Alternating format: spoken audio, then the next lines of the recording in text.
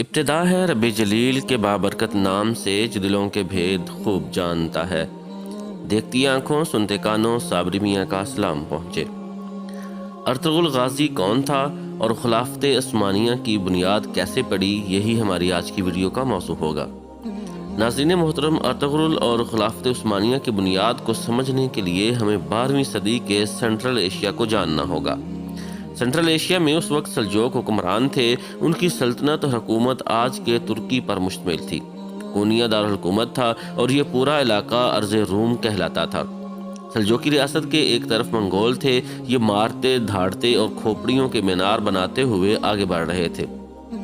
یہ سلجوقوں کو روند کر مشرقی یورپ اور مشرق وسطیٰ جانا چاہتے تھے۔ دوسری طرف عیسائیوں کی بازنطینی ریاست تھی۔ یہ ریاست آج کے ترکی کے شہر اناطولیہ کے ساتھ ساتھ چلتی ہوئی بلیک سی اور استنبول سے ہوتی ہوئی پورے مشرقی یورپ پر مشتمل تھی۔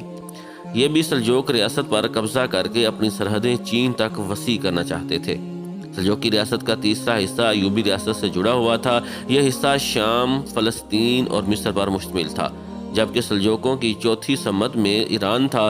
سلجوق دور شورشوں کا آزمانہ تھا، ہر طرف جنگ چل رہی تھی اور قتل و غارت گری کا بازار گرم تھا۔ منگول اور بازنطینی عیسائی دونوں بیت المقدس تک بھی پہنچنا چاہتے تھے، لیکن دونوں کے عزائم کے راستے میں سلجوق اور ایوبی دو مضبوط ترین ریاستیں کھڑی تھیں۔ یہ ان دونوں کو راستے سے ہٹانا چاہتے تھے۔ منگول آج کا ازبکستان اور ایران فتح کر چکے تھے۔ خیوا کا حکمران خوارزم شاہ بھی راستے کا مضبوط کانٹا تھا۔ اس کی ریاست ہندوستان کے شمالی علاقوں سے لے کر جارجیا تک پھیل چکی تھی۔ چنگیز خان نے یہ کانٹا نکال دیا تھا۔ عراق میں عباسیوں کی حکومت تھی اور مصر میں مملوک خاندان برسر اقتدار تھا۔ یہ بھی بازنطینی اور منگول حکمرانوں کا ٹارگٹ تھے، لیکن ایوبی ریاست اور سلجوق حکمرانوں کے ہوتے ہوئے مصر اور عراق پہنچنا مشکل تھا، لیکن ناممکن نہیں۔ چنانچہ منگول اور بازنطینی عیسائی دونوں ایوبیوں اور سلجوقوں کے خلاف اکٹھے ہو گئے۔ یہ ان دونوں کو آپس میں لڑاتے بھی رہتے تھے تاکہ مسلمان آپس میں لڑ کر کمزور ہو جائے۔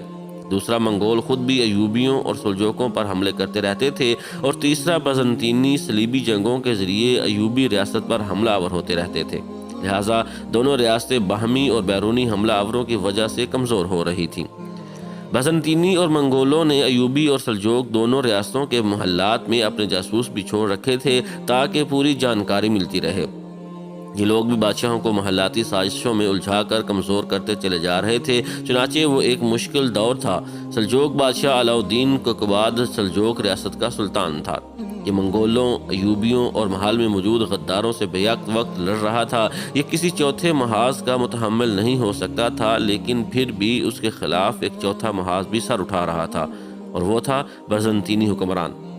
علاؤالدین سلجوق جب منگولوں یا ایوبیوں سے لڑنے کے لیے نکلتا تھا تو اس کی پیٹھ ننگی ہو جاتی تھی اور اس پیٹھ پر بازنطینی وار کرنا شروع کر دیتے تھے۔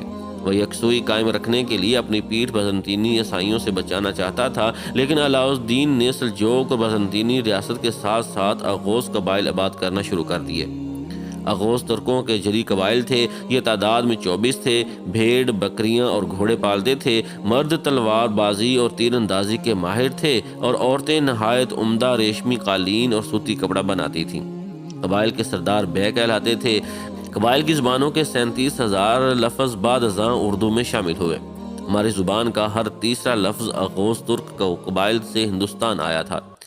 یہ قبائل اس قدر جنگجو تھے کہ یہ کسی دوسرے قبیلے کے بے کو بھی اپنا سربراہ یعنی سردار ماننے کے لیے تیار نہ ہوتے تھے، تاہم یہ سلجوق بادشاہ کو اپنا حکمران مانتے تھے۔ علاؤالدین سلجوق نے ان پر کنٹرول رکھنے کے لیے 24 قبائل کے سربراہوں کی بے مجلس بنائی اور سلجوق خاندان کے ایک شہزادے امیر سعادت کو اس کا سربراہ بنا دیا۔ یہ وزیر کہلاتا تھا۔ آغوز قبائل ریاست کے لیے 2 کام کرتے تھے۔ پہلا، یہ بازنطینی حملہ آوروں کا راستہ روکتے تھے، اور دوسرا، اناطولیہ، مشرقی یورپ، ایران اور فلسطین جانے والی شاہراہ ریشم کے تجارتی قافلوں کی حفاظت کرتے تھے۔ قائی ان 24 آغوز قبائل میں سے ایک کمزور قبیلہ تھا۔ یہ لوگ تعداد میں بھی کم تھے، مال مویشیوں اور دولت میں بھی، تاہم اس کا بے سلیمان شاہ معزز اور بہادر شخص تھا۔ یہ اپنے قبیلے کے ساتھ آج کے شام کے شہر رقہ کی مضافاتی وادی میں آباد تھا۔ اس کے 4 بیٹے تھے۔ ارطغرل کا دوسرا نمبر تھا۔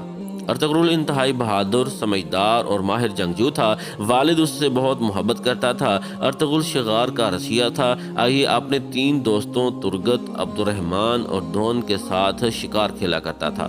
ارطغرل کے تینوں دوست یتیم تھے اور انہیں اس کی ماں حلیمہ خاتون نے پالا تھا۔ وہ ارطغرل کے ساتھ پال کر جوان ہوئے تھے، چنانچہ وہ اس پر جان چھڑکتے تھے۔ اس زمانے میں عالم اسلام میں 2 عظیم صوفی دانشور تھے، مولانا روم اور حضرت محی الدین ابن عربی۔ مولانا روم کونیا میں رہتے تھے اور وہ سلجوق حکمرانوں کے روحانی استاد تھے، جبکہ ابن عربی کا مدرسہ حلب شہر میں تھا۔ یہ دونوں صوفیاء کرام جنگوں اور تباہی کے شکار لوگوں کے دریدہ دل سیتے اور ابلتے ذہنوں پر مرہم رکھتے تھے۔ ابن عربی باطنی علوم کے ماہر تھے۔ یہ ایک بار اپنے مریدوں کے ساتھ جنگل سے گزر رہے تھے۔ ارطغرل شکار کے لیے نکلا ہوا تھا۔ اس نے ہرن کے ایک بچے پر تیر چلایا۔ ہرن کے بچے کی ٹانگ زخمی ہو گئی اور وہ دوڑ کر ابن عربی کے پاس چلا گیا۔ حضرت نے اس کی زخمی ٹانگ پر مرہم لگایا اور پٹی کر دی۔ ارطغرل اپنا زخمی شکار تلاش کرتا ہوا ابن عربی تک پہنچ گیا۔ حضرت نے اسے اپنے ساتھ بٹھایا، کھانا کھلایا، اس کی آنکھیں اور پیشانی دیکھی اور مسکرا کر فرمایا، تمہیں جتنے ملکوں کے نام یاد ہیں تم وہ بولو۔ ارطغرل کو جتنے نام آتے تھے وہ بول دیے۔ حضرت نے فرمایا، بس تمہیں صرف یہ یاد ہیں؟ ارطغرل نے ذہن پر زور دے کر ان میں مکہ، مدینہ اور فلسطین بھی شامل کر دیے۔ حضرت ابن عربی مسکرائے اور فرمایا، جاؤ یہ سارے ملک تمہارے ہوئے۔ ارطغرل کا قبیلہ اس وقت قحط کا شکار تھا، برف باری سر پر تھی اور یہ لوگ اپنے جانوروں کے لیے خشک چارے تک کا بندوبست نہیں کر سکتے تھے۔ چنانچہ اس نے طنزیہ نظروں سے ابن عربی کی طرف دیکھا، مسکرایا اور اٹھ کر چلا گیا۔ ارطغرل کی ابن عربی سے دوسری ملاقات حلب شہر میں ہوئی۔ ارطغرل اس وقت سلجوق خاندان کی ایک مفرور شہزادی حلیمہ کے عشق میں مبتلا تھا۔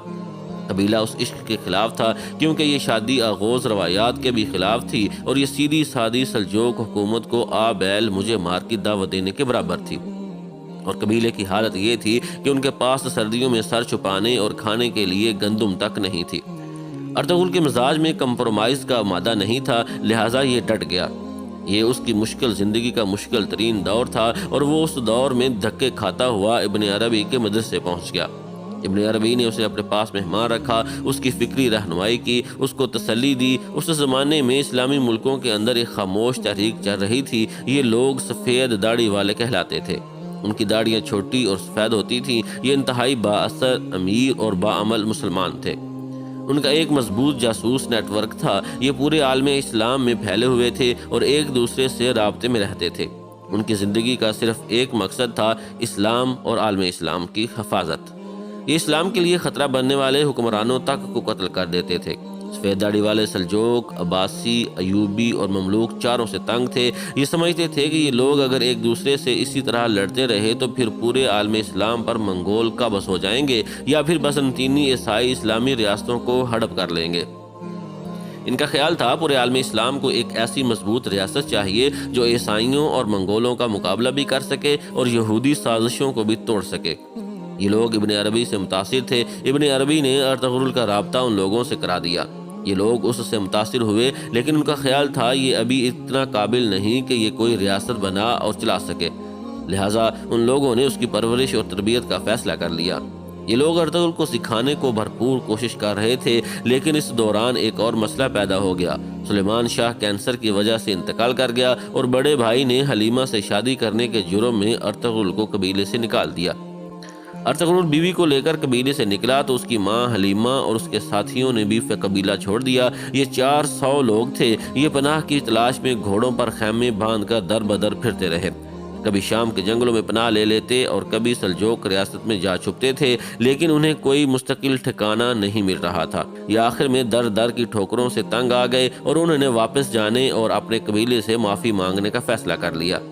یہ واپسی کے لیے روانہ ہوئے تو راستے میں ایک عجیب واقعہ پیش آیا اور اس چھوٹے سے واقعے نے آگے چل کر دنیا کے سب سے بڑی اور مضبوط خلافت کی بنیاد رکھ دی۔ ہم اس خلافت کو خلافت عثمانیہ کہتے ہیں۔ ارطغرل اپنے قبیلے کے چھوٹے سے حصے کے ساتھ رقہ واپس جا رہا تھا۔ وہ اپنے بڑے بھائی سے معذرت کر کے دوبارہ قائی قبیلے کا حصہ بننا چاہتا تھا۔ ماہمہ بھی اس کے ساتھ تھی۔ یہ لوگ جب کوسداغ کے قریب پہنچے تو پہاڑ کے نیچے خوفناک جنگ چل رہی تھی۔ یہ لوگ رک کر جنگ دیکھنے لگے۔ ارطغرل کے دماغ میں اچانک کوئی خیال آیا۔ اس نے اپنے گھڑ سوار کو اشارہ کیا، خواتین اور بچوں پر پہاڑ پر چھوڑا اور یہ اپنے ساتھیوں کے ساتھ جنگ میں کود پڑا۔ جون کا مہینہ تھا، خوفناک گرمی تھی۔ ارطغرل کے ساتھ صرف 200 گھڑ سوار تھے، لیکن یہ لوگ جب پہاڑ سے اترے اور دھول اڑی تو یوں محسوس ہوا جیسے ایک بہت بڑا لشکر اتر آیا ہے۔ یہ لوگ نیچے پہنچے تو کئی گھڑ سواروں نے ارطغرل سے پوچھا، ہم نے کس کا ساتھ دینا ہے؟ ارطغرل نے کہہ لگا کر جواب دیا، مظلوم کا۔ آپ یہ جان کر حیران ہوں گے، ارطغرل اور اس کے گھڑ سواروں کو اس وقت تک قطعی یہ علم نہیں تھا یہ جنگ کن کے درمیان ہو رہی ہے اور ان میں ظالم اور مظلوم کون ہیں۔ یہ لوگ بس بلا وجہ اس جنگ میں کود پڑے تھے اور دونوں لشکر انہیں اپنا ساتھی سمجھ رہے تھے۔ یہ لوگ میدان کے قریب پہنچ کر رکے، انہوں نے مظلوم کا اندازہ لگایا اور دوڑ کر اس کی طرف سے لڑنا شروع کر دیا۔ یہ تازہ دم تھے، ماہر تلوار باز اور بہادر تھے، لہٰذا یہ لڑنے لگے تو مظلوم لشکر کو حوصلہ ہو گیا، اس کے اکھڑتے قدم جم گئے اور وہ جی جان سے لڑنے لگا۔ یوں دیکھتے ہی دیکھتے جنگ کا پانسا پلٹ گیا، ہارا ہوا لشکر جیت گیا اور جیتی ہوئی فوج پسپا ہو گئی۔ جنگ ختم ہوئی تو ارطغرل کو پتہ چلا اس نے سلجوق صلاح الدین کا کیباد کی مدد کی تھی۔ سلجوق سلطان منگولوں کے ساتھ لڑ رہا تھا، وہ یہ جنگ تقریباً ہار چکا تھا اور اناطولیہ کی سلطنت اس کے ہاتھ سے نکل چکی تھی، لیکن پھر اچانک ارطغرل غیبی مدد بن کر پہاڑ سے اترا اور اس نے اس کا ملک بچا لیا۔ علاء الدین سلجوق نے ارطغرل کو بلایا، اس کی کہانی سنی، اس کی جرأت اور بہادری کی داد دی، اس کا ماتھا چوما اور اس سے پوچھا، مانگو جو مانتے ہو، میں ابھی تمہیں دوں گا۔ ارطغرل کے پاس رہنے کے لیے جگہ نہیں تھی، اس نے اپنے قبیلے کے لیے جگہ مانگ لی۔ سلطان نے کہہ لگایا اور کہا، بس اتنی سی خواہش؟ ارطغرل نے جواب دیا، سلطان ہماری ضرورت اور اوقات اس سے زیادہ نہیں۔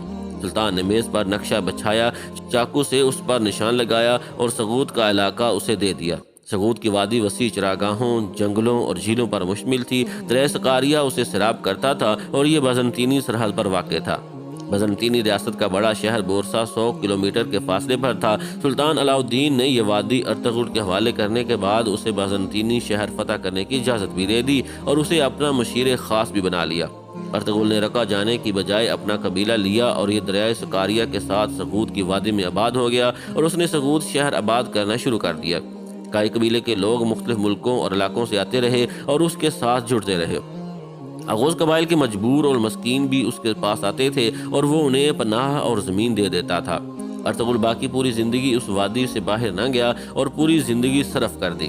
ہانلی بازار، کراجہ حصار، انگول، ازنیک اور بیلکھ کو دراصل اس کے بیٹے عثمان غازی نے فتح کیا تھا۔ ارطغرل کے صرف 2 کمال تھے، سلطان علاء الدین سے سغوت کی وادی حاصل کرنا اور اپنے تیسرے بیٹے عثمان کی تربیت کرنا۔ اس نے اپنی زندگی اپنے قبیلے اور اپنی نسل کی ٹریننگ کے لیے وقف کر دی تھی اور وہ یہ کام 1288 عیسوی میں اپنے انتقال تک کرتا رہا۔ انتقال کے بعد اسے سغوت ہی میں دفن کر دیا گیا۔ ارطغرل کی قبر آج بھی سغوت شہر میں ہے۔ اس دوران سلجوق کمزور ہو گئے۔ علاء الدین سلجوق کو زہر دے کر قتل کر دیا گیا۔ علاء الدین کے 3 بیٹے تھے، تینوں تخت کے لیے لڑ پڑے۔ ریاست مزید کمزور ہو گئی۔ غیاث الدین سلجوق بادشاہ بنا، وہ آخر میں منگولوں کے ہاتھوں مارا گیا اور یوں سلجوق ریاست ختم ہو گئی۔ جس کے بعد کئی قبیلے کے پاس 2 آپشن بچے تھے، یہ بھی منگولوں کے ساتھ لڑ کر مر جاتے یا پھر یہ خاموشی کے ساتھ کوئی درمیانی راستہ نکالتے۔ ارطغرل کے 3 بیٹے تھے، گندوز، ساروباتو اور عثمان غازی۔ عثمان 1258 عیسوی میں سغوت میں پیدا ہوا تھا۔ یہ بہت سمجھدار اور بہادر تھا۔ اس نے قبیلے کی کمان سنبھالی اور منگولوں کو حقیقت مان لیا۔ منگول بازنطینی ریاست کو تاراج کر رہے تھے۔ بازنطینی قائی قبیلے کے دشمن بھی تھے، چنانچہ عثمان غازی نے منگولوں کے ساتھ معاہدہ کر لیا کہ یہ منگولوں پر حملہ نہیں کریں گے اور منگول ان سے سغوت نہیں چھینیں گے، اور مزید یہ بازنطینی ریاست پر حملے جاری رکھیں گے تاکہ منگول مشرقی یورپ پر اپنا قبضہ مضبوط رکھ سکیں۔ منگول اس وقت تک مشرقی یورپ فتح کر چکے تھے۔ عثمان غازی کے پاس سرفروشوں کا ایک مضبوط دستہ تھا۔ اس دستے نے بازنطینیوں سے یک شہر چھین کر فتوحات کا نیا سلسلہ شروع کر دیا۔ یہ بعد ازاں ہانلی بازار اور کراجہ حصار پر بھی قابض ہو گئے۔ عثمان غازی کی 2 بیویاں اور 7 بیٹے تھے، اور خان عثمان کے تمام بچوں سے زیادہ ذہین اور بہادر تھا۔ وہ قائی لشکر میں شامل ہوا اور سپہ سالار بن گیا۔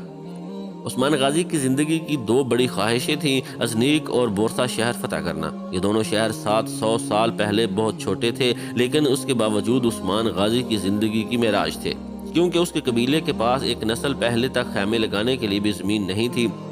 زغوت شہر بھی ان لوگوں سے خود آباد کیا تھا، اور یہ اس وقت تک ایک چھوٹا سا گاؤں تھا۔ اس میں قلعہ آور فصیل تک نہیں تھی، چنانچہ عثمان کی خواہشوں کے گھوڑے ازنیک اور بورسا جیسے شہروں کے سامنے پہنچ کر رک جاتے تھے۔ اس کی سوچیں بھی اس سے آگے نہیں سوچ سکتی تھیں، اور خان اپنے والد سے عشق کرتا تھا، چنانچہ اس نے اپنی زندگی والد کی خواہش کے لیے وقف کر دی۔